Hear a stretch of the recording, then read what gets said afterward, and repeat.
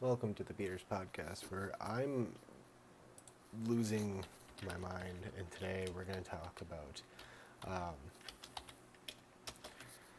forms of forms of being,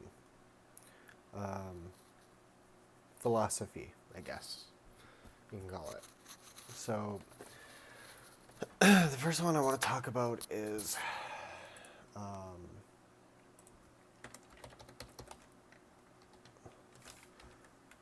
just philosophy in general.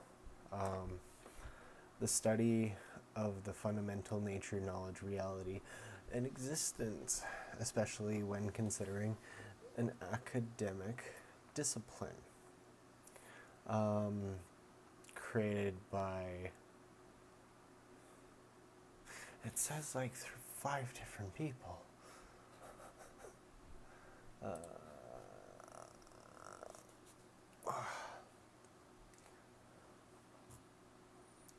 Philosophy. Oh, thank you. Thank you. I want to say it's made by Socrates, but I just want to be sure. Aristotle. Oh, it was made by Aristotle. Who is Aristotle, you ask? No one actually did. Aristotle was a Greek philosopher and a polymath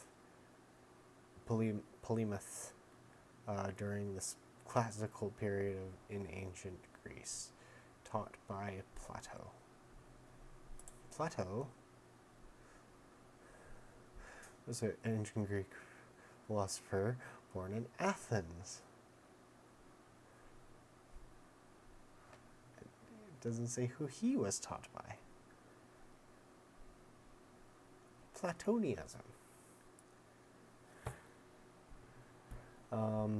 So the main reason why I actually went with philosophy is because I thought of nihilism. Nihilism being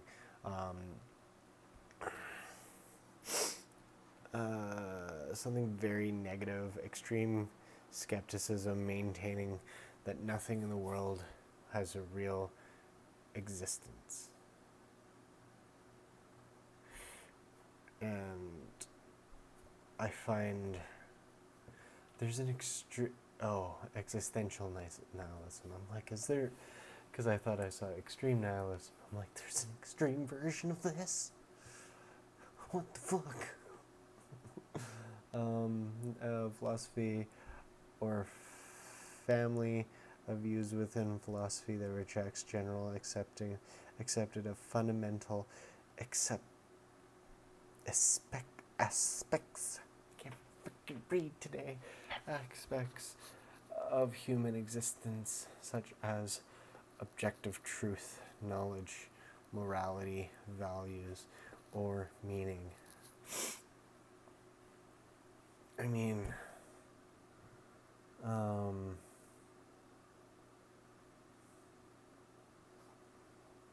this was written by Russian people. This was written by Russian people during communism.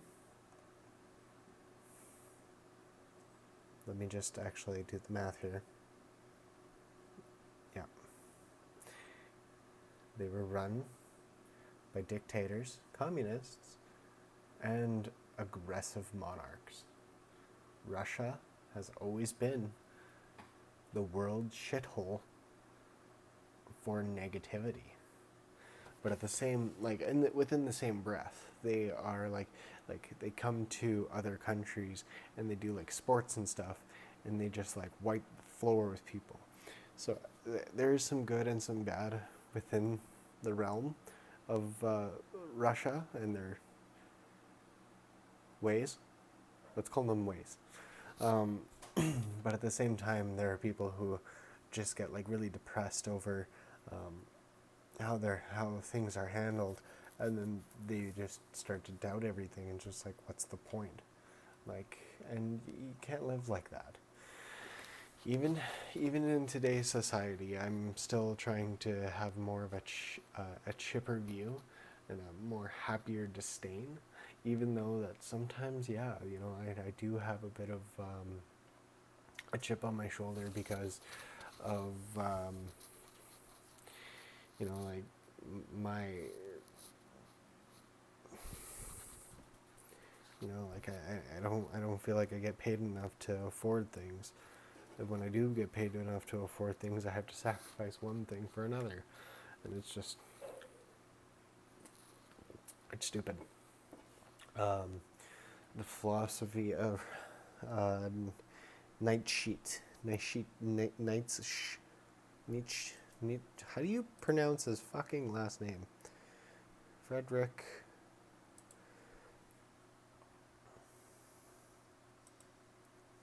Yeah, open up his name so I can pronounce it correctly. Frederick Nietzsche. Nietzsche. Nietzsche. Dude with a funny mustache. The king of nihilism. He was emo before emo was cool. Yeah, and there's branches of this where it's like anti-humanism, um, absurdism. Everything is fucking. What is absurdism? Absurdism is the philosophical theory that existence in general is absurd. This implies that the world lacks meaning or a higher purpose and is not fully intelligible by reason. The term absurd also has more specific sense in the context of absurdism.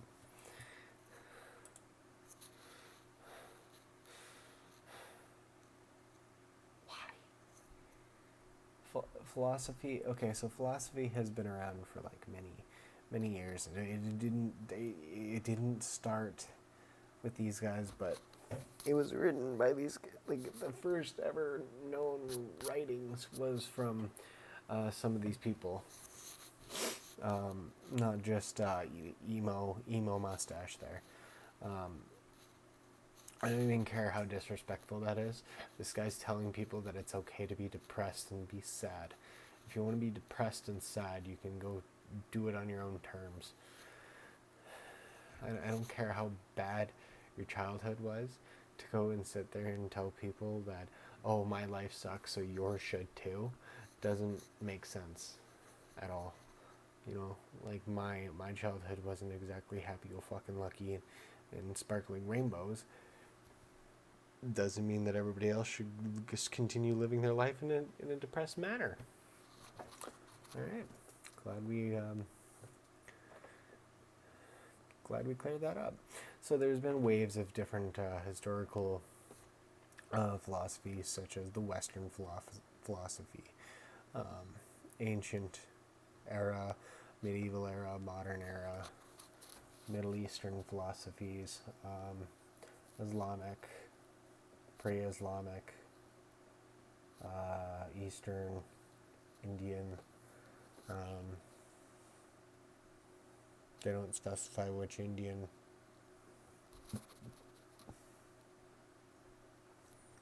Buddhist, East Asian, African, indigenous. Oh, they do specify. Okay.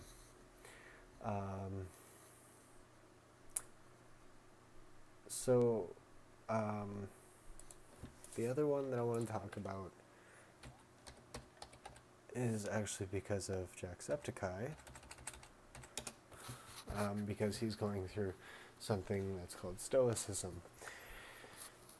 But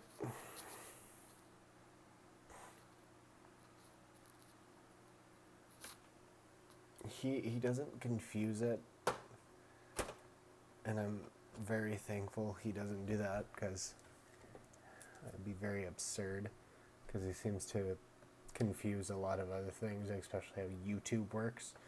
Like if you have more subscribers and you're bringing in more revenue than say another person, regardless of skin color, you're going to be pushed on the front line.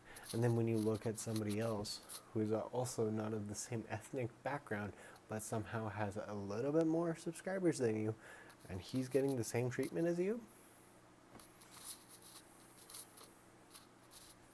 a little bit of funky there. I should outright say it.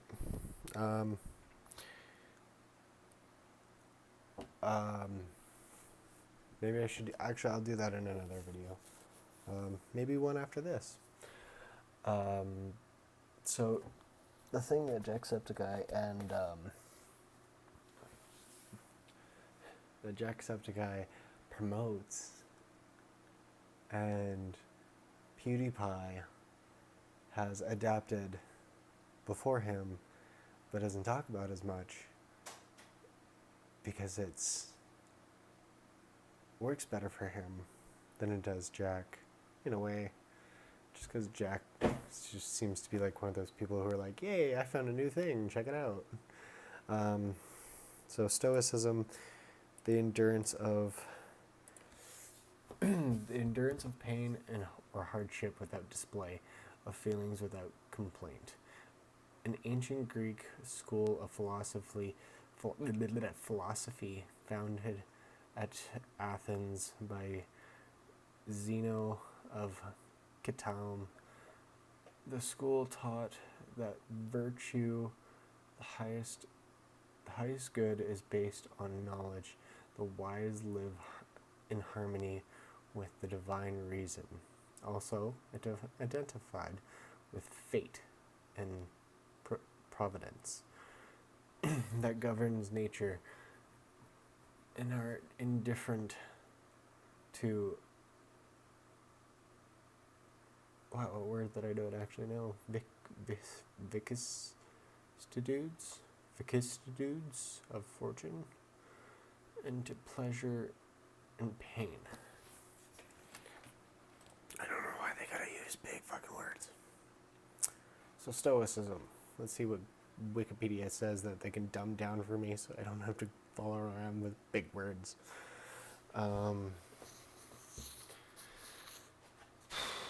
Logic. Substance. Quality. Somehow disposed.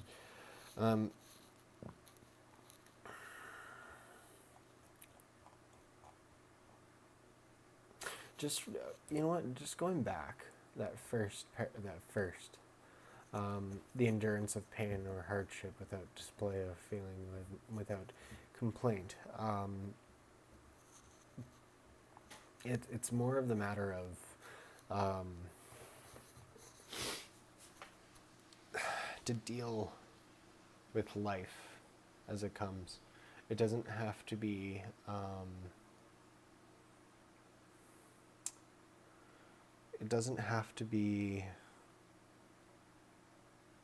a sense of grief for everything. Because I actually had to learn this myself, that just sitting in one place, like one particular place, and having to sit there, like say something happened, like I don't know, I lost $20. Okay, I lost $20. What am I gonna do about it? Well, I could sit there, sad that I lost the $20, or continue on my way. And then maybe I'll find the $20. Maybe I misplaced it at home. Maybe I misplaced it in my pocket. Maybe it's in the wrong part of my wallet that I haven't looked yet. Like, instead of sitting there and crying about it, what is crying going to do except release a little bit of emotion for that bit of time? Instead, what we should do is find solutions that are better based on how we can effectively take on the matter. I lost my bank card.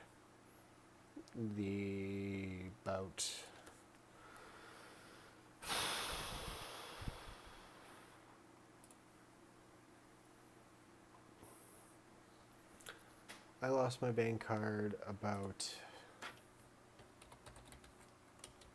I don't know, 2 weeks ago. I dealt with the matter, so that's why I can't remember. Oh,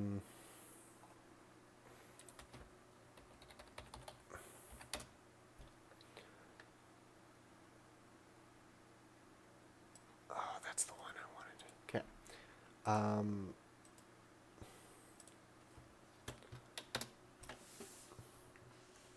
And so I dealt with it by, one, releasing for the moment.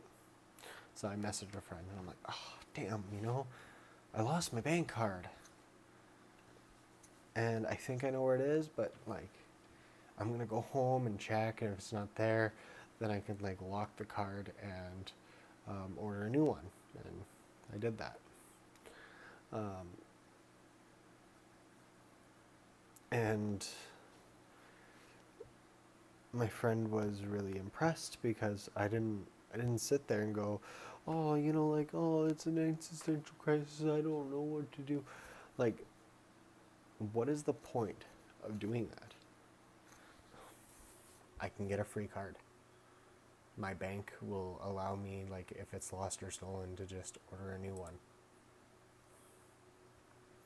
So, and I've been with the bank for so long that they're just like, here you go. And actually, the card that I have now looks way better than the card that I had, because the lettering went from like silver to gold, and I'm like, ooh, I'm a gold member now. So like everything worked out in the end. I get to use my card eventually.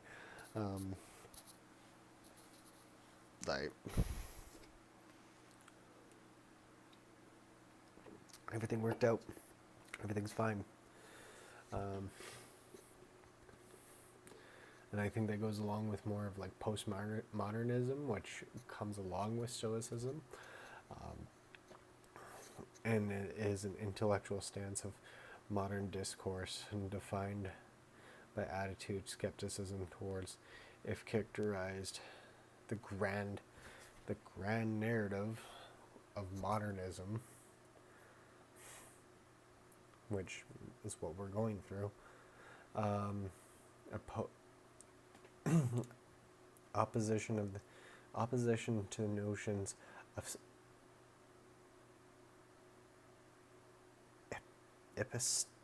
epistemic, certain or stability of meaning, emphasis on the role of the ideology. I really don't like using big words like that. So postmodernism is basically like, I'm going to challenge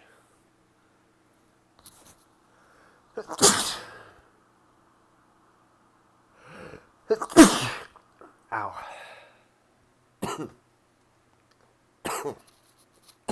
Oi. Ow. I'm holding a lot in right now because I'm trying to speak. So postmodernism is basically like whatever is deemed as correct nowadays, it's another way of challenging it. It's saying that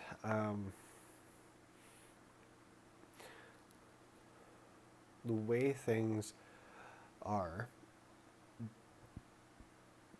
don't entirely make sense. Or I think that's what that is. If it's the right one I was thinking of. Postmodernism.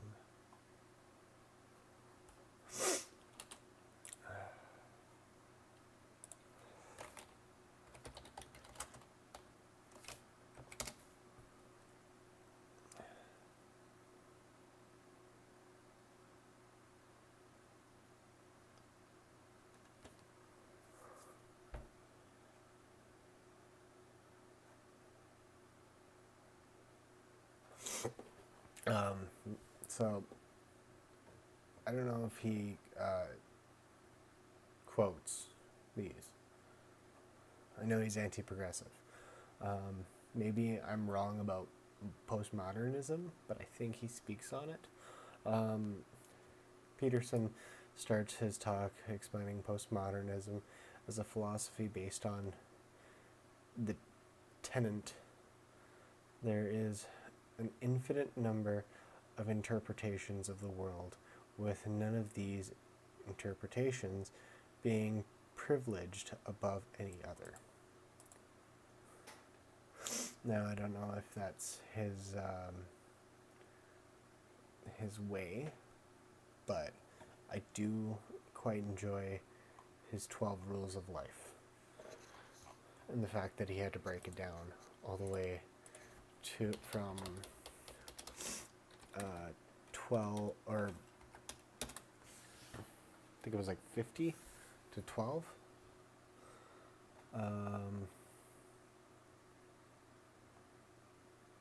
And I actually do some of these, some of the 12 rules. And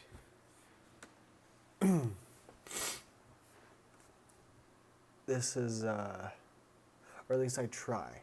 I try to do these. I don't, I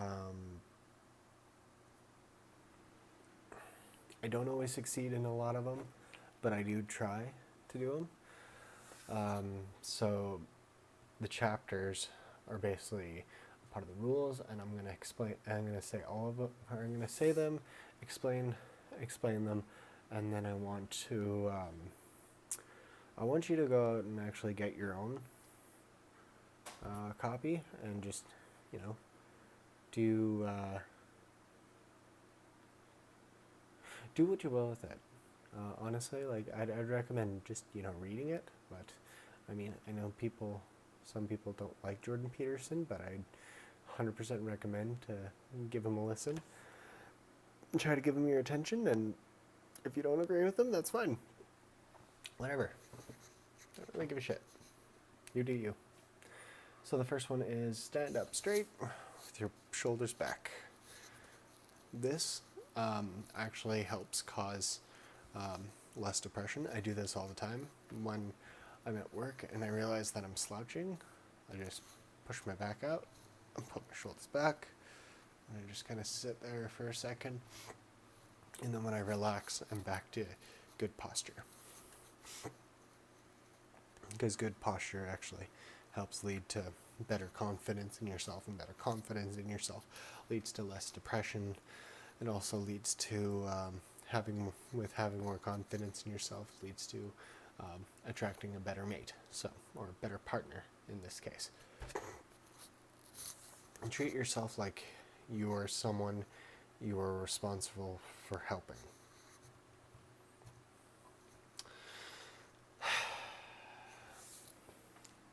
So in other words, would I feed my kids crap food? No. Do I want to feed my kids 3 square meals? Yes. Do I want to feed my kids, do I want to take them outside and have them play? Yes. And I try to do that as much as possible for both me and them. I treat myself with the same level of respect and integrity as I do myself. I treat myself with the same respect and integrity as I do them. You know what I mean? Bleh. So, that's just one way of looking at it. You interpret it the way you want to. Make friends with people who want the best for you. It's quite simple. If someone's very toxic in your life, don't have them there. Right? If someone doesn't want the best for you, or when you tell them something, like, do you know how many people I stopped talking to because they haven't subscribed to my YouTube channel? Yeah. So that's a thing. Thanks, guys. Compare yourself to who you were yesterday, not to who someone else is today. I say this a lot, with videos, and I tell people this all the time, is that I don't care about who Eddie Hall is, who Brian Shaw is. I mean, I do. I hope them the best. So, like, whenever I'm watching them, I'm cheering for them. And I hope they win. Until I get there. Then I hope I win. But it's the matter of, I'm not worried about who that person is. I want to be better than who I was yesterday.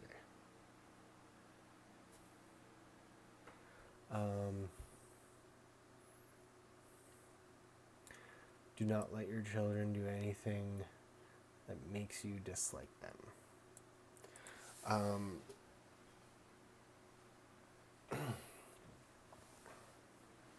So if you don't want your kids doing drugs, don't let them do drugs. Simple kind of concept. If you don't want them to do something, tell them not to do it. Enforce a rule, a boundary. Set your house in perfect order before criticizing the world.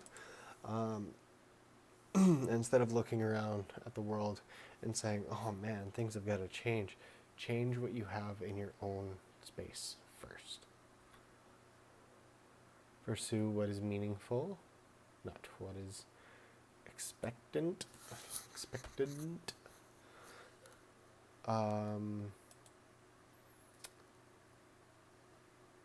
Yeah, just find your meaning and just do it.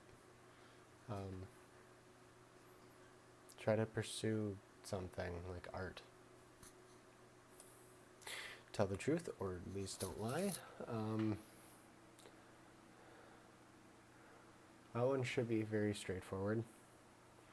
Tell people the truth. Or at least tell them in a way without lying. I just tell the truth, it's much easier. Assume that the person you are listening to might know something you don't. So listen with intent of knowledge. That's what I try to do when people think I'm being weird. Be precise in your speech. Be straightforward. Don't tiptoe, don't dilly-dally, just be fucking blunt. Do not bother children when they are skateboarding. Have you ever tried to stop a kid when they're skateboarding? They go flying. And then pet a cat when you encounter it on the street. And I'm going to leave that one to interpretation. That's really going to be it for me. My take on philosophy, it comes within. You can use others as reference, as quite like religion to me. You can use others as reference, but essentially all philosophy is something within. You have to find it for yourself, not somebody else. And with that, I'm going to leave that here. Check the link in the description below with thebeardstruggle.com. And yeah, go get yourself 12 rules of life and become a lobster. Okay, bye.